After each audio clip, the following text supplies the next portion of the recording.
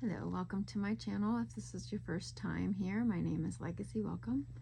Thank you for coming to check out this channel. I hope that you guys will hit the like button and so I can get this into the algorithm, and thanks for that, and subscribe. So anyways, I wanted to make this video for you guys to talk about love. The thing that everybody's always talking about forever and ever and ever, right?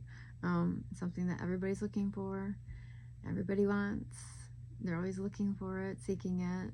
Like, it's just something that pretty much everybody's always talking about and looking for. Like, everybody wants to love, everybody wants to be loved. Love. And it's true, right? Everybody wants love, everybody's looking for love, everybody wants to be loved.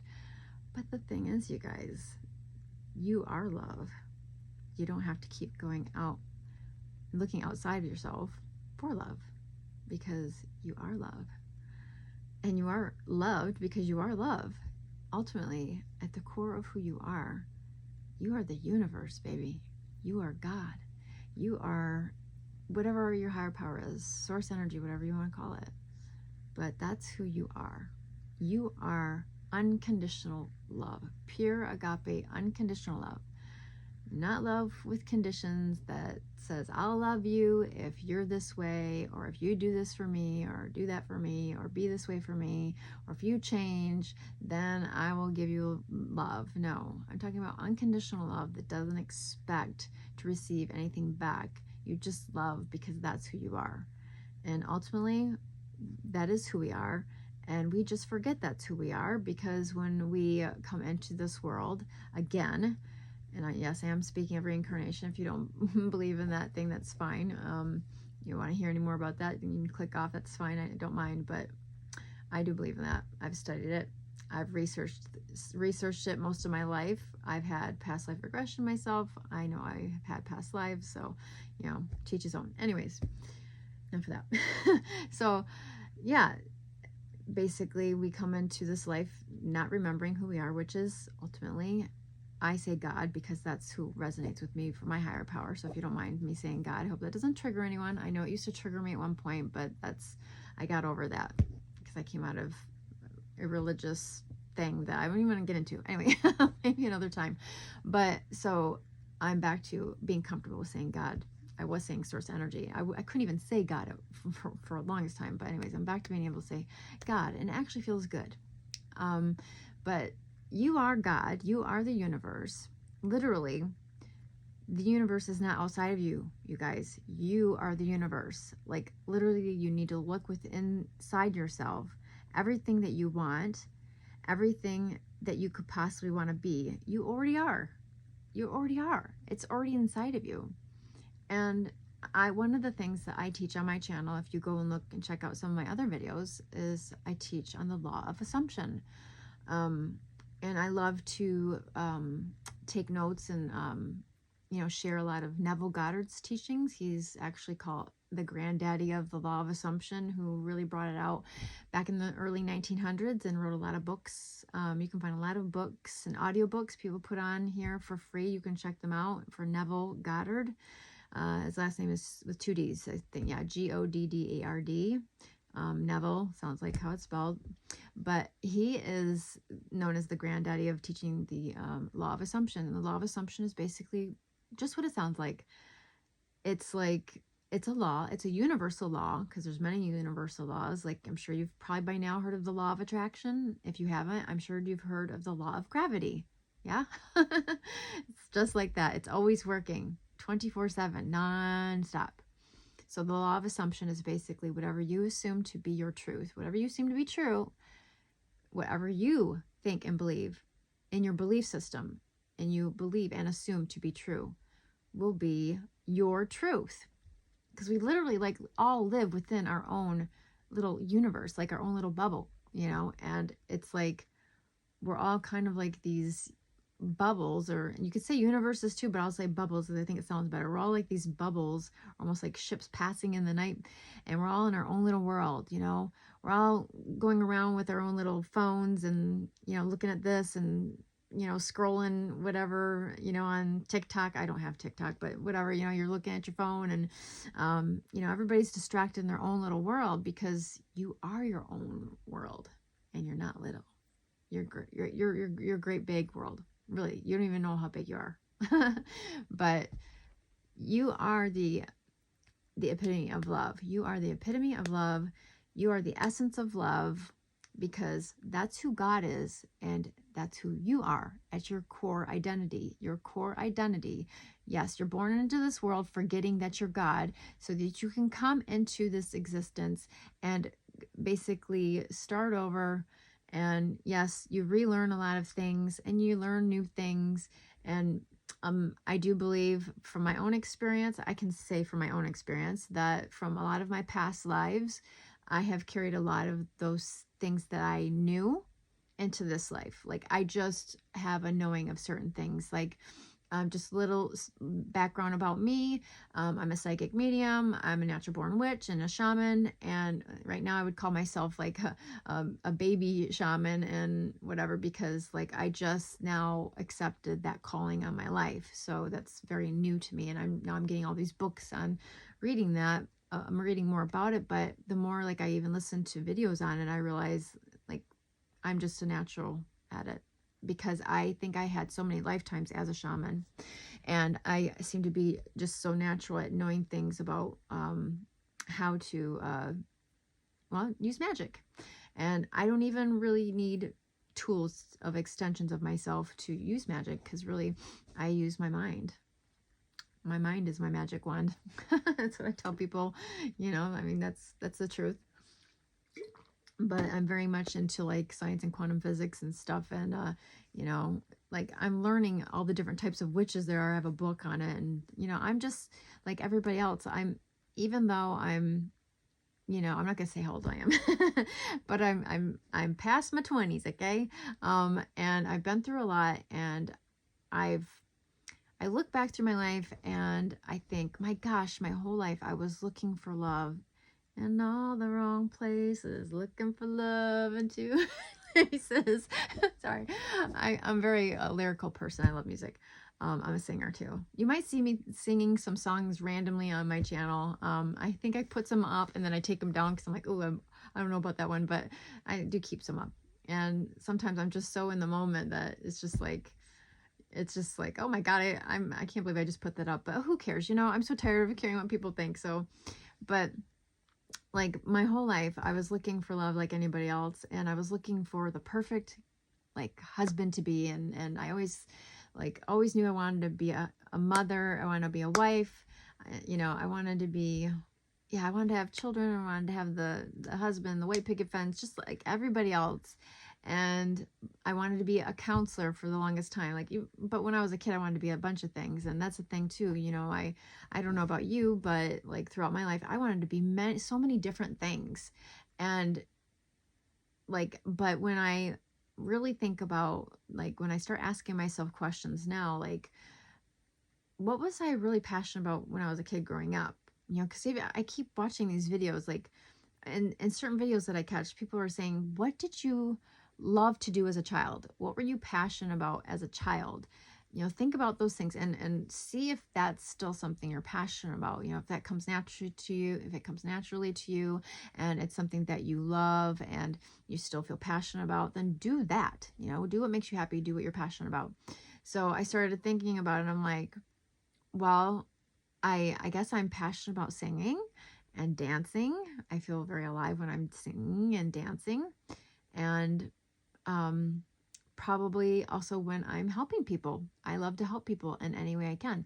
And for the longest time, since I was like probably in middle school throughout my 30s, I was counseling people. And I don't mean like as a job where I got paid for it. I just meant doing it for free. People that I would, meet back in the day when MySpace was real popular. I was counseling people on there all the time. I was a natural Heyoka empath, so I always drew people who were broken and needed help, and I loved to be there to help people, and I still do. But what I'm more passionate about than counseling people now is just telling people, hey, guess what? Guess what? The best thing, the best news you could ever hear is that you are love. You are God. You are the creator of your own reality. And you can literally have anything you want, be anything you want, do anything you want. You just have to like know, you have to have like at least some kind of faith in that a little bit, you know. You have to, if you don't, then it's just like null and void pretty much, because everything that is happening in your like external life is a reflection of your inner world. So whatever is going on inside of you, it's going to be reflected back to you as in like a mirror. You're looking in a mirror. And I know this is really popular in a lot of teachings with the law of assumption. People teach a lot about this. And a lot of people are just teaching about this in general. But one thing too that I'm realizing that I've struggled with personally is that I need to just start to realize that, well, I've realized this actually for a long time. I'm not saying I'm just now realizing this part. The first part I want to say is what I realized years ago, is that I had to start loving myself in a healthy way, and kind of like being my own perfect partner, because I am. Kind of like, I like that song by Miley Cyrus. Nobody can love me better than. What's the name of it? I just lost the name of it. I can love me better than you can. Yeah, you can love yourself better than anybody can. Oh yeah, it's true. I know it's true. Because I've been loving myself in a healthy way now for, I don't know, I'd say the last at least couple years or so. And it's great. It feels awesome because I don't have to like look outside of myself and try to find somebody else to fulfill that role. And I don't have to put that pressure on somebody else, which is awesome, because who wants to deal with that? Nobody wants to put on them, to have the expectation on them that they have to become your source of love and happiness and joy and your all in all.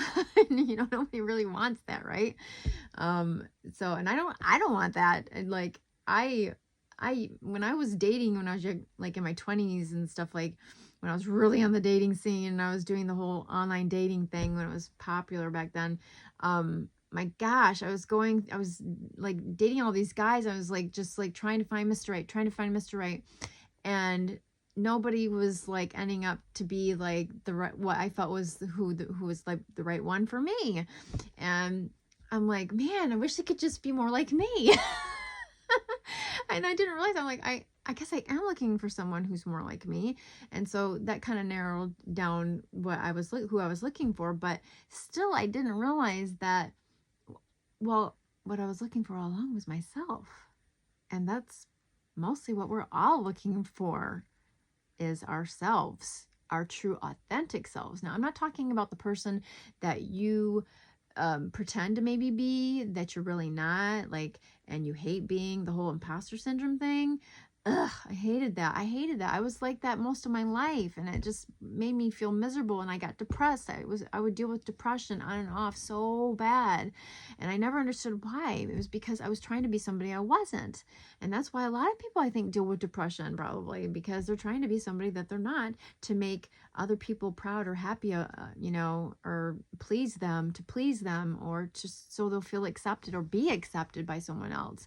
And my God, like in the last, I don't know, the last 3 or 4 years that I came out as being, you know, a natural born witch, and, you know, I came out just with different things that I believe and who I am.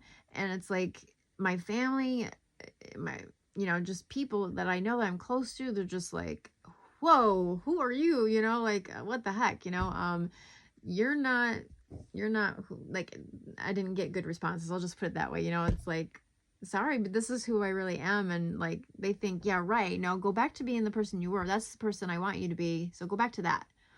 That's the one I liked and loved and accepted and did stuff for me and bent over backwards for me, you know. And it's like, no, I'm not going to do that no more. And I have boundaries and stuff now, and they didn't like that. So it's like, yeah, sorry, but this is the new me. You got to take it or leave it. And that's a choice that we all have to make, you guys. That's your choice. You know, you can continue to pretend to be somebody or not just to appease someone or to feel like, you know, and be accepted by people. But honestly, do you want to be hanging out with people or be somebody that you're truly not, that makes you really miserable deep down inside, with these people that you're trying to get approval of, when it's making you miserable? And honestly, do you really want somebody like that in your life who doesn't really accept the real authentic you?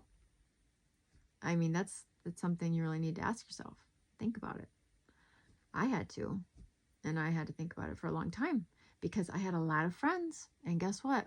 I let, slowly but surely, I had to let a lot of them go, and to the point where I let all my friends go. And now I've been the shaman witch in shamanic witch in my cave, at my home, just like keeping to myself. And you know what? I've never been more peaceful. Like, seriously, it's not that I can't be like a social butterfly when I'm around people and everything and have family get-togethers or whatever. I can be the biggest social butterfly you ever seen.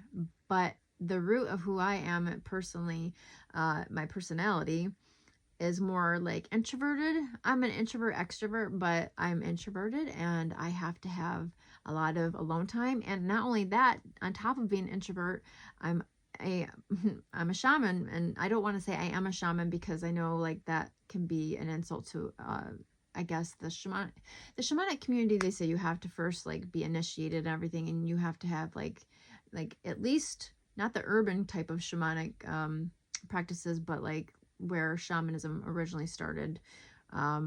And that really, it's been around. It's like the oldest type of spirituality that there is. It goes all the way back. It's just being in touch and being one with Mother Nature, with Gaia, with the universe, with God, with all the things that we see that's natural, you know, of the earth, the trees, the forests, the grass, the birds, and, you know, animals, and feeling one with them and feeling more comfortable with them than you do with people like I do. That's, you know, a lot of shamans are like that. They do love their solitude, and I do love my solitude. Like, I was the opposite of that before when I was growing up. I always had to have people around because I didn't want to be alone with my own thoughts. Who wants that? Well, you know, after a while, I realized that's exactly what I needed. And one by one, I let go of certain friends. I felt like we just weren't on the same wavelength, and we kind of just had to go our separate ways. And it was because of my choice, actually. And I hated to have to, you know, tell my friends, hey, you know, I just don't have peace about this friendship anymore. And you know, we need to kind of go our separate ways because you don't really truly accept me and these things about me. You know, now I'm coming into who I really am. And so I think it's best. But, you know, sometimes I didn't even have that conversation with them. I just would just say, I don't have peace about the friendship anymore. And, you know, I think we should go our separate ways and leave it at that, because I didn't want to really get into it and hurt their feelings, you know, even then. But yeah, you guys, you have everything you ever could want or need inside of you. And if you watch some of my other videos, I have other techniques that you can use with the law of assumption, where it helps you get in touch with your God self, your universe self, your source energy self, whatever your higher power is. And you get in touch with that part of yourself who is the core part of who you truly, really, really, really are. But you just were born with God amnesia, or source energy amnesia, or source energy. I keep saying source energy. I meant to say source. You know, you're born like with this amnesia of forgetting who you are. So you're just kind of remembering, and some people never remember. But I'm remembering. And it does help, like, too, with remembering some of your past lives. I highly recommend, if you can find a good like hypnotist or whatever, it's awesome, like to have past life regression into your past lives, because you carry a lot of those things from your past lives. Like, it can be fears even, or just knowledge in your soul that you have in this lifetime, and you wonder, how do I know these things about these things? I mean, like me, like, how do I know how to like use my mind to create my reality? How did I know this? Like, I knew these things long before anybody on YouTube ever started teaching in the law of assumption. I mean, like, way before. I remember back, it was probably like I don't know. I mean, it was a long time ago. It was like 20 something years ago. And I was like, God, how did you create the world? And I'm very clairaudient and claircognizant. And I just heard my imagination. And I was like, God, you created the world, everything with your imagination. And I just heard yes. And so I had a revelation of that way long time ago, but it took a long time for me to come back to that and start realizing like, oh my gosh, like I can do the same thing too. The more I understood, the more I studied my religion at the time, which taught, well, with Jesus, I'll just say it was Christianity.